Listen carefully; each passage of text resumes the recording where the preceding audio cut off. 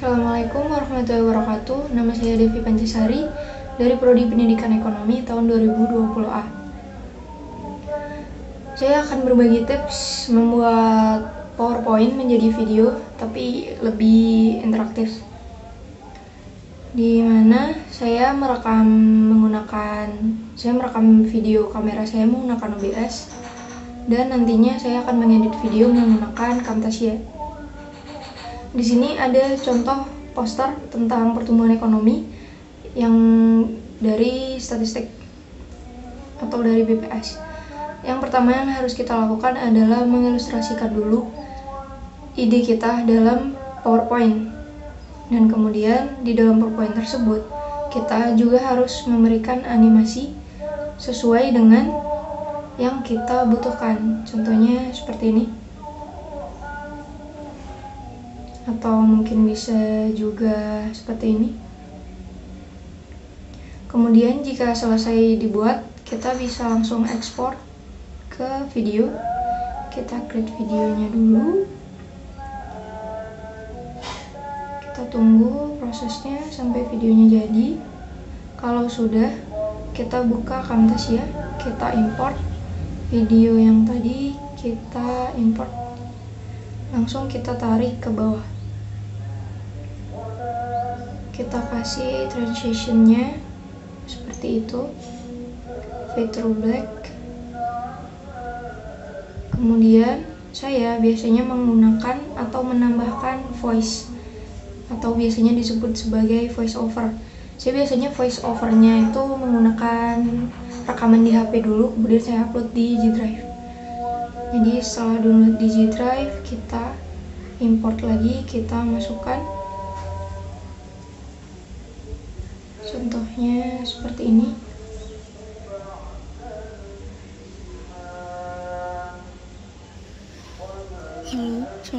Kita hanya harus mempaskan video dengan ucapan kita. Kita bisa menaikkan volume jika dirasa kurang keras. Kita bisa delete langsung. Kita geser, kita dengarkan lagi suara kita. Assalamualaikum warahmatullahi wabarakatuh. Jika ada salah, kita bisa langsung mengcutnya, kemudian dihapus, kita posisikan lagi. Halo, assalamualaikum warahmatullahi wabarakatuh. Nama saya Devi Pancasari. Di sini kita akan membahas pertumbuhan ekonomi Indonesia triwulan 4 tahun 2020, di mana pertumbuhan ekonomi ini sendiri adalah sebuah proses dari perubahan kondisi perekonomian yang terjadi di suatu negara secara berkesinambungan untuk menuju keadaan yang dinilai lebih baik selama jangka waktu tertentu. Kita cut bagian yang tidak perlu, suaranya maksudnya.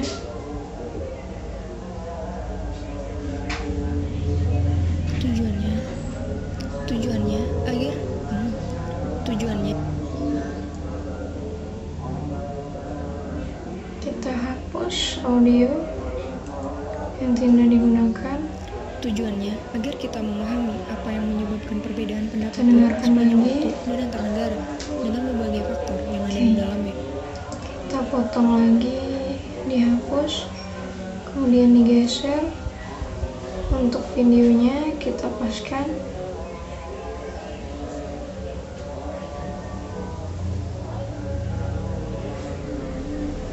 Dengan cara kita screenshot layarnya.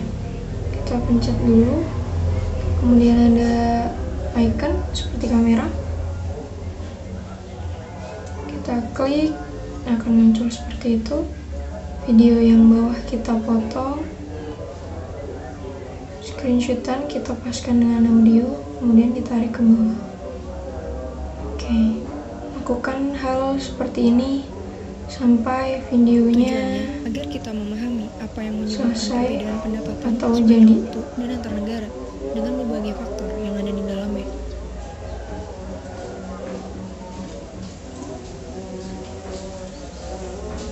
Kita bisa import lagi voice.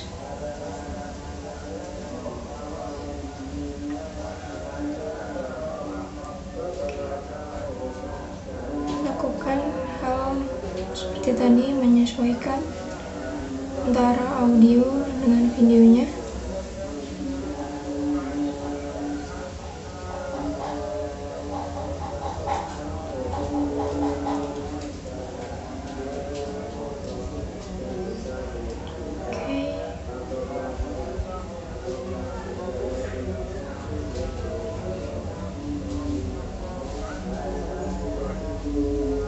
Setelah videonya selesai, kita ekspor local file. Kita bisa custom atau langsung jadi MP4, tapi saya lebih suka custom.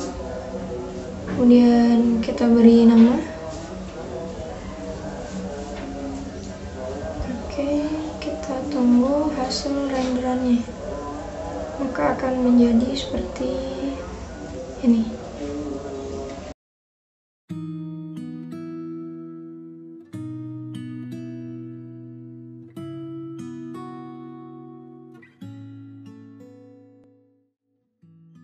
Halo, assalamualaikum warahmatullahi wabarakatuh. Nama saya Nevi Penyasari. Di sini kita akan membahas pertumbuhan ekonomi Indonesia triwulan 4 tahun 2020, di mana pertumbuhan ekonomi ini sendiri adalah sebuah proses dari perubahan kondisi perekonomian yang terjadi di suatu negara secara berkesinambungan untuk menuju keadaan yang dinilai lebih baik selama jangka waktu tertentu. Tujuannya agar kita memahami apa yang menyebabkan perbedaan pendapatan sepanjang waktu dan antar negara dengan berbagai faktor yang ada di dalamnya. BPS atau Badan Pusat Statistik merilis berita resmi statistik pertumbuhan ekonomi Indonesia triwulan 4 tahun 2020, dan seperti biasa ada 3 angka. Yang pertama adalah Q2Q dengan membandingkan pertumbuhan ekonomi triwulan keempat tahun 2020 terhadap triwulan ketiga tahun 2020. Dan biasanya angka Q2Q ini sangat dipengaruhi oleh faktor-faktor musiman. Contohnya seperti pergeseran musim panen, kemudian hari lebaran, Natalan, dan lain sebagainya. Dengan Q2Q terkontraksi tipis sebesar minus 0,42%. Yang kedua adalah angka pertumbuhan Y on Y yang membandingkan angka pertumbuhan ekonomi triwulan keempat tahun 2020 terhadap triwulan keempat tahun 2019. Y on Y walaupun mengalami kontraksi masih menunjukkan perbaikan sebesar minus 2,19%. Dan yang terakhir adalah angka situasi kumulatif, yaitu angka pertumbuhan dari triwulan ke-1 sampai dengan triwulan ke-4 tahun 2020, atau pertumbuhan ekonomi selama tahun 2020 terhadap pertumbuhan ekonomi tahun 2019, yang terkontraksi pula sebesar minus 2,7%. Kemudian produk domestik bruto atau PDB dengan harga yang berlaku pada tahun 2020 sebesar 15.343,2 triliun. Pertumbuhan PDB menurut lapangan usaha tahun 2020, yaitu dari sektor pertanian, pertambangan dan penggalian, industri pengolahan, konstruksi, perdagangan dan reparasi, serta lainnya. Sektor pertanian mengalami pertumbuhan positif sebesar 1,75%.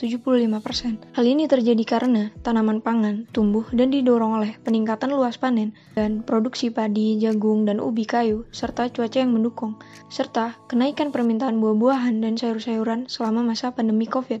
Pertambangan dan penggalian terkontraksi sebesar minus 1,95%. Hal ini terjadi karena menurunnya aktivitas pertambangan dan penggalian. Industri pengolahan terkontraksi sebesar minus 2,93%. Hal ini disebabkan karena penurunan produksi mobil dan sepeda motor serta perlengkapannya, dan juga menurunnya aktivitas konstruksi di masa pandemi COVID. Konstruksi terkontraksi sebesar minus 3,26%, disebabkan karena realisasi pengadaan semen Indonesia mengalami penurunan dan penurunan impor bahan bangunan untuk konstruksi. Perdagangan dan reparasi terkontraksi sebesar minus 3,72% karena belum pulihnya suplai barang domestik maupun impor, dan penjualan mobil dan sepeda motor turun dibandingkan penjualan tahun sebelumnya. Dan sektor lainnya terkontraksi sebesar minus 1,97%. Pertumbuhan PDB menurut pengeluaran tahun 2020 dari sektor konsumsi rumah tangga, konsumsi LNPRT, konsumsi pemerintah, PMTB, ekspor, dan impor. Konsumsi rumah tangga terkontraksi sebesar minus 2,63% karena penjualan eceran mengalami kontraksi pada seluruh kelompok pengeluaran antara lain pada penjualan makanan, minuman, dan tembakau, sandang, suku, cadang dan aksesoris, bahan bakar kendaraan, peralatan informasi dan telekomunikasi, barang budaya dan rekreasi, serta barang lainnya. Jumlah penumpang angkutan rel, laut, dan udara terkontraksi pula. Nilai transaksi uang elektronik, kartu debit, dan kartu kredit terkontraksi. Volume penjualan listrik PLN ke rumah tangga tumbuh melambat. PNBP berupa pendapatan pendidikan tumbuh menguat, sementara PNBP berupa pendapatan kesehatan terkontraksi. Konsumsi LNPRT terkontraksi sebesar minus 4,29%. Konsumsi pemerintah tumbuh positif sebesar 1,94%. Hal ini terjadi karena pengeluaran konsumsi pemerintah tumbuh menguat, terutama disebabkan oleh salah satunya karena adanya program Bansos.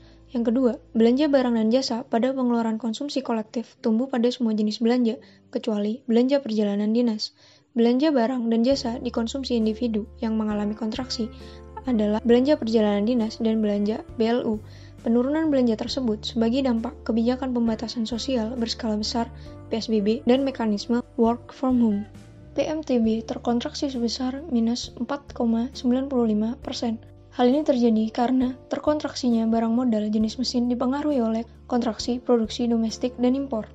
Ekspor barang dan jasa terkontraksi sebesar minus 7,70%. Hal ini terjadi juga karena ekspor non-migas terkontraksi seiring dengan penurunan nilai dan volume pada komoditas utama, antara lain bahan bakar, mineral, perhiasan, permata, serta ikan dan udang. Ekspor migas tumbuh sejalan dengan peningkatan volume ekspor minyak mentah. Ekspor jasa terkontraksi sejalan dengan penurunan jumlah wisata mancanegara yang masuk ke Indonesia. Perekonomian sebagian besar negara mitra dagang utama Indonesia juga mengalami kontraksi, kecuali Tiongkok. Impor barang dan jasa terkontraksi sebesar minus 14,71%. Hal ini disebabkan karena, yang pertama, impor non-migas mengalami kontraksi antara lain pada komoditas mesin-mesin pesawat, mekanik, mesin peralatan listrik, serta besi dan baja. Yang kedua, impor migas terkontraksi sejalan dengan penurunan nilai dan volume migas. Yang terakhir, impor jasa terkontraksi seiring dengan penurunan jumlah wisatawan nasional yang melakukan perjalanan ke luar negeri.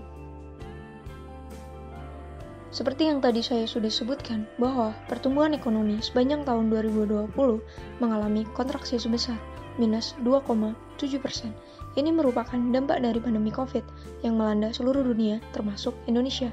Dan kita juga melihat bagaimana buruknya dampak pandemi COVID ini ke seluruh perekonomian. Dengan demikian, sejak tahun 1998, untuk pertama kalinya, pertumbuhan ekonomi Indonesia mengalami kontraksi. Di tahun 1998, karena adanya krisis moneter, dan di tahun 2020, Indonesia mengalami kontraksi minus 2,7% karena pandemi COVID.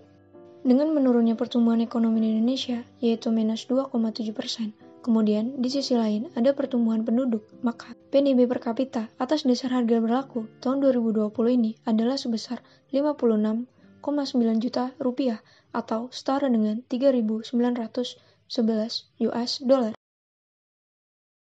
Kemudian, secara spasial, pada tahun 2020 ini, struktur perekonomian Indonesia tidak berubah, masih didominasi oleh kelompok Provinsi Jawa dan Sumatera, di mana Jawa menyumbang sebesar 58,75%, kemudian disusul Sumatera, yaitu dengan 21,36%, lalu Kalimantan 7,94%, Sulawesi 6,66%, Bali dan Nusa Tenggara 2,94%, Maluku dan Papua 2,35%. Pertumbuhan ekonomi hampir di seluruh pulau mengalami kontraksi. Di Bali dan Nusa Tenggara mengalami kontraksi sebesar minus 5,1%.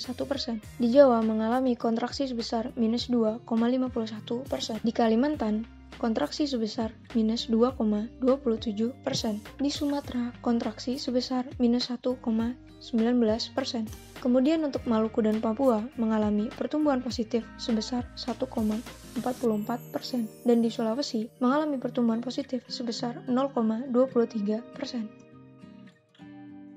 Saran atau solusi terhadap keadaan ekonomi yang sedang mengalami pandemi ini adalah dengan cara pemerintah dan masyarakat harus sepakat dan bekerja sama, mematuhi protokol kesehatan, dan menjalankan program vaksinasi secara menyeluruh agar mobilitas masyarakat kembali normal. Lalu, roda ekonomi dapat bergerak secara perlahan yang kemudian berpengaruh kepada pendapatan yang nantinya dapat menaikkan konsumsi masyarakat. Jika pandemi masih belum bisa dikendalikan, maka kita perlu mengandalkan wisatawan domestik karena ada sebagian negara yang masih belum boleh untuk keluar masuk dan masih ada negara yang memberlakukan lockdown. Dan anggaran pemerintah tetap difokuskan pada pengadaan vaksin dan mendukung program bansos, sehingga daya beli masyarakat, khususnya masyarakat menengah ke bawah, tetap ada, sehingga tidak sampai terpuruk lebih dalam lagi. Yay, it's done. Thank you, terima kasih. Wassalamualaikum warahmatullahi wabarakatuh. Hapun.